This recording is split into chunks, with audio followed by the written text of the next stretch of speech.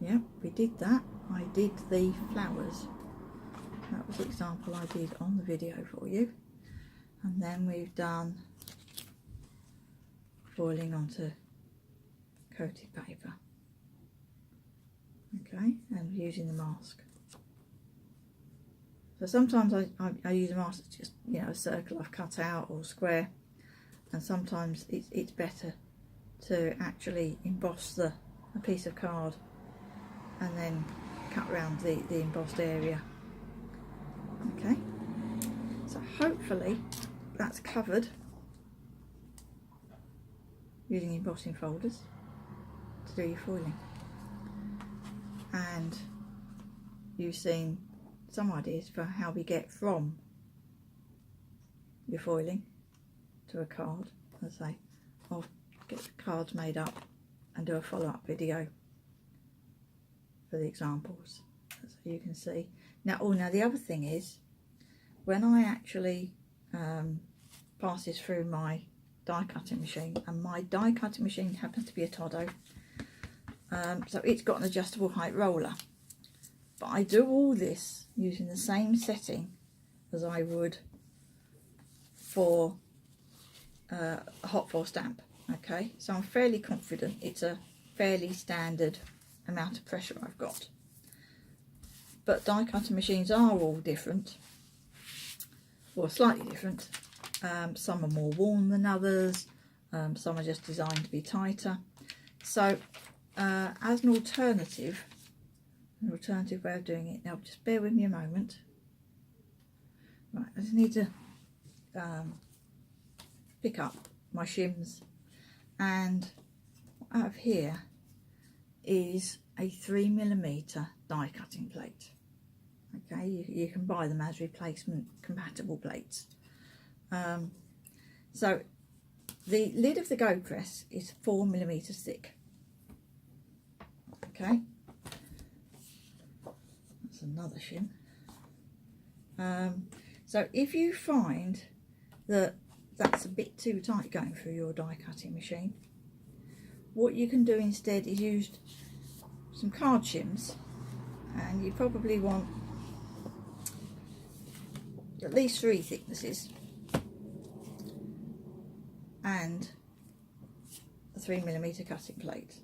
Okay, so as I say, if you're concerned that that's too much pressure, you can try that. You could try that. You could try putting the shims under the GoPress or on top of the lid. Okay, you might get different results either way. But what you don't want to do, is what I nearly did then, is actually use both the cutting plate and that, because that will break your lid, I'm sure, and won't go through your die cutting machine. Absolutely not. But what I tend to do is, if I am using this, and I have tried it this way,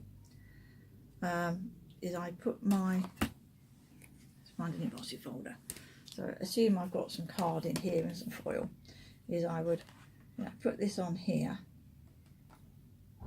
put my shims on first rather, put my shims on, put that on, okay, and then while I'm carrying it about, just flip the lid over, and it does sort of make this end flip up, but just while I'm moving it in and out of the base,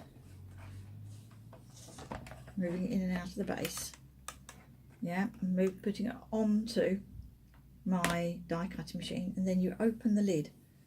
Okay, so if I take this out,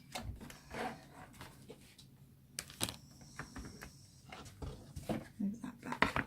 Okay, so when it goes through your die cutting machine, you're feeding it through that way, okay, and not going all the way through and then winding it back out, okay, because that doesn't sit level. Okay, so you can do that, as I say, if you find you've got too much pressure with the lid closed, but I got best results using my lid with it closed. Okay, I think that's it. The other thing was to show you the little books and things that I got my samples from. Move this back out of the way.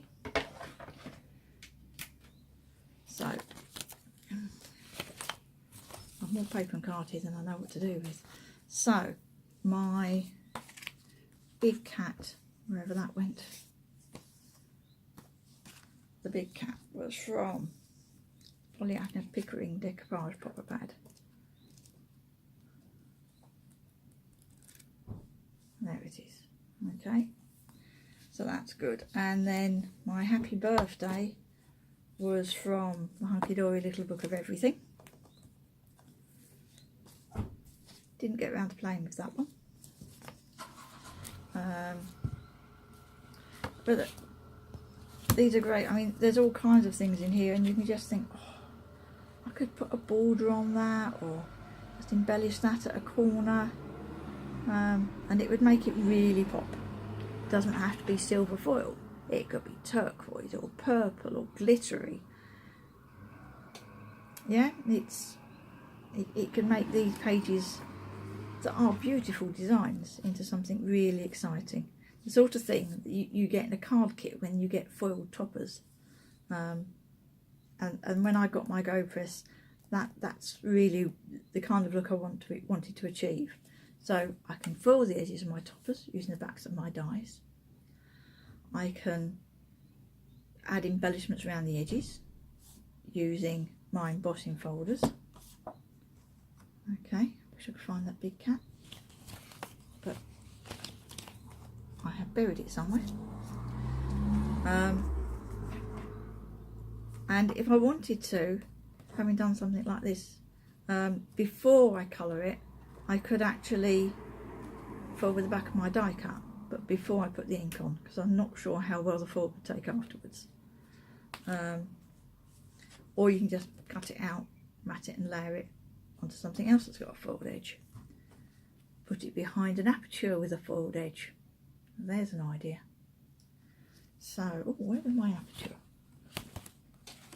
Oh, you know, I have to be so careful when I'm rummaging that I don't knock the camera over. Ah, there's the cat.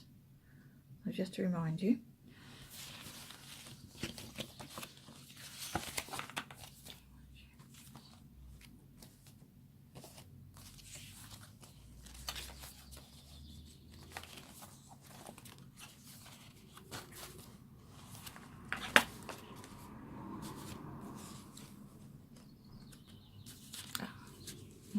Ah, there. Okay. So obviously, you would need a bigger piece of card that you were actually putting the aperture on, but you know, you could put it behind a foiled aperture. Do it that way.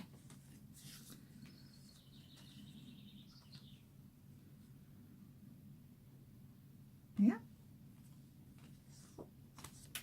So lots and lots and lots of ideas. Not quite the right colour mix for that, but you can kind of see where I'm going with this. So, as I say, I will make up cards and do another video showcasing those and talking about the techniques. Thanks for watching.